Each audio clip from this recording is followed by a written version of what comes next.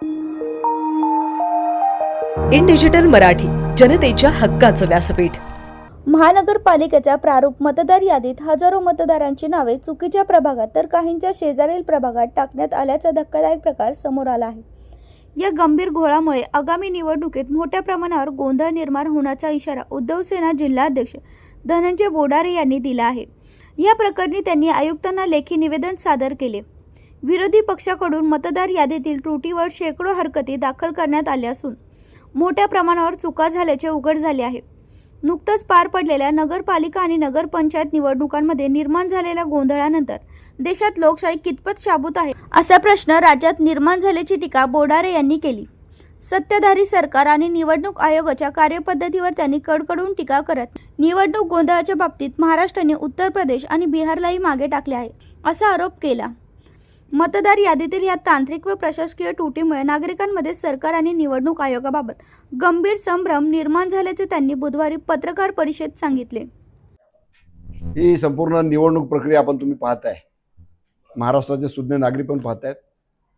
काल ज्या ज्या ठिकाणी मतदान झालं तिथं बिहारची अवस्था कमी आहे, बिहारमध्ये सुद्धा चांगल्या पद्धतीने निवडणुका पार पडल्या।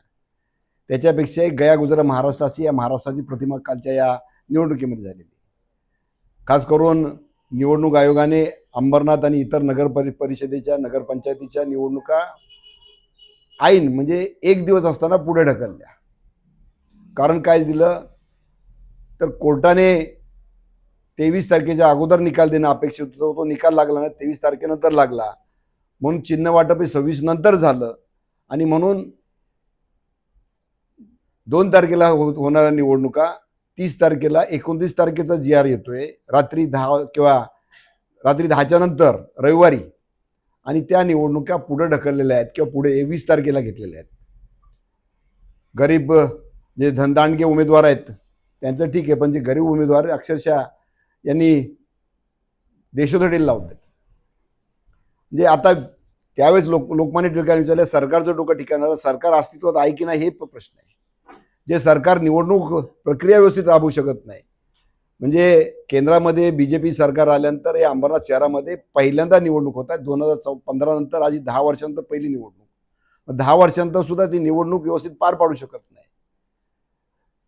मतदार याद्याच्या बाबतीत तेच, म्हणजे महानगरपालिकेमध्ये IAS ऑफिसर्स असतील किंवा MPSC UPSC झालेले अधिकारी दिलेले असताना सुद्धा प्रत्येक मतदार याद्यांमध्ये प्रत्येक ठिकाणी घोळ मुद्दामून केलेला आहे। हे का केलं जाते? जे लोक जे ओरडतात त्यामुळे लोक प्रचंड नाराज आहेत। म्हणजे हे सरकार मतदार याद्या व्यवस्थित करू शकत नाहीत, मतदारसंघाची रचना व्यवस्थित करू शकत नाहीत, निवडणुका घेऊ शकत नाहीत।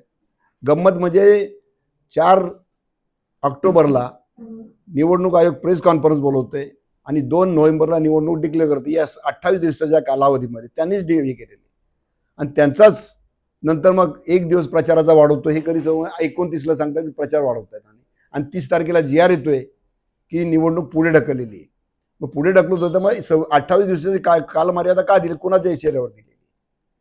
एक सत्ताधारी पक्ष मतदार याद्यांच्या विरोधात ओरडतात की मतदार याद्या करताना ते इथले प्रदेशाध्यक्ष अगदी चीफ ऑफिसरला बोलत मी इलेक्शन रद्द करेल, आणि एका निवडणूक आयोगाने निवडणूक पुढे ढकलण्याचा दुसरा सत्ताधारी पक्ष त्याच्या विरोधात आहे। म्हणजे काय चाललेलं आहे वाटते काय? क्लिअर कट आहे। नाहीतर 4 तारखेला 4 ऑक्टोबरला निवडणूक आयोग अचानक येतोय। फक्त आतापर्यंत इतिहासामध्ये एवढी शॉर्ट मुदत कधीच दिली नव्हती। कशासाठी दिली?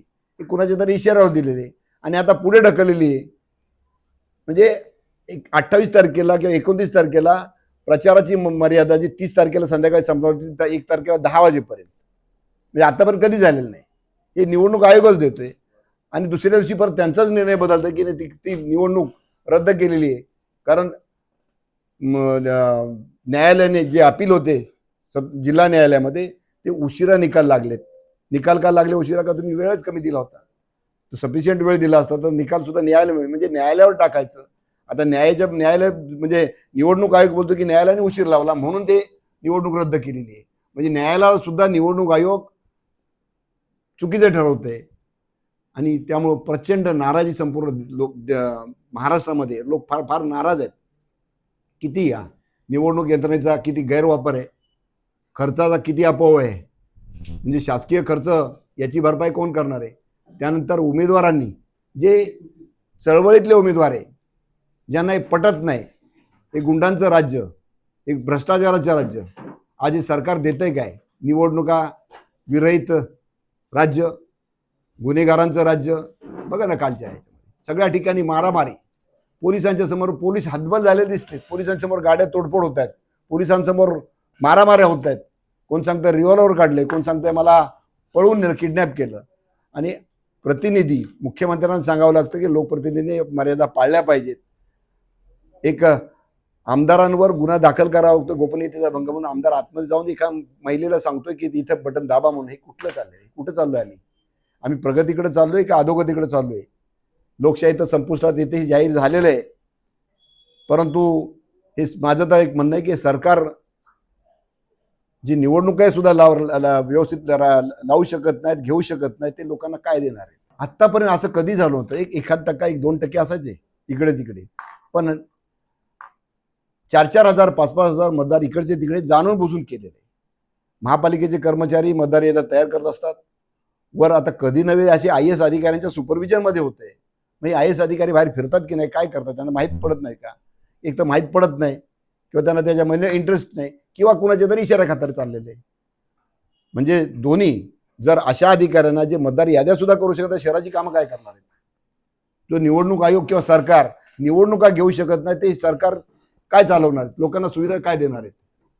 साधी गोष्ट, लोकशाहीचा पाया निवडणूक आहे आणि ती निवडणूक व्यवस्थित राबवू शकत नाही, हे सरकार निकम्मे. ते सत्तेतेच बोलतात ना, मग सत्तेतील लोक बोलतात हीच मग एक सत्य आहे. दुसरं वेगळं काय बोलायला पाहिजे. आणि हे सगळ्या लोकांना कळतंय. ज्या पद्धतीनं निवडणुकीचा कार्यक्रम लावला आहे, ज्या पद्धतीनं निवडणुकीचा प्रचाराचा मुदत वाढवला आणि दुसऱ्या दिवशी परत म्हणजे कुठल्या तरी कोणाच्या तरी इशाऱ्यावर चाललेले, हे सरळ सरळ जाहीर आहे. हे जे पेरलं तेच उगवणार आहे. नंतर याचा त्रास सगळ्या देशाला होणार आहे. मला भीती आहे की ज्या पद्धतीची परिस्थिती बांगलादेश, श्रीलंका आणि बाजूच्या देशांमध्ये झालेली, ती परिस्थिती या देशामध्ये येऊ नये. दुर्दैवानं तशी वेळ आलेली, पण वेळीच जनता सावरेल आणि जनताच अशी वेळ येऊ देणार नाही.